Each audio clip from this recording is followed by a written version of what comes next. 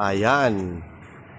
March 13, 2025, 8:20 na ho ng umaga. At kung nakikita nyo dito po sa Gusar Street, meron po tayong LTO checkpoint. Ayan o. Ayun.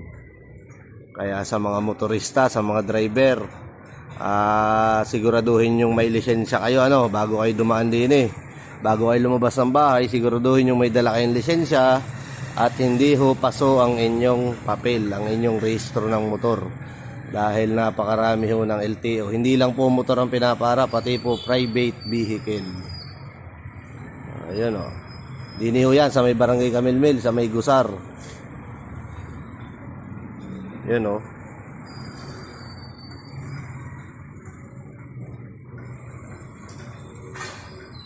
Ayan.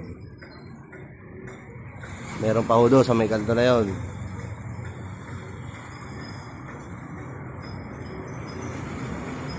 LTO checkpoint.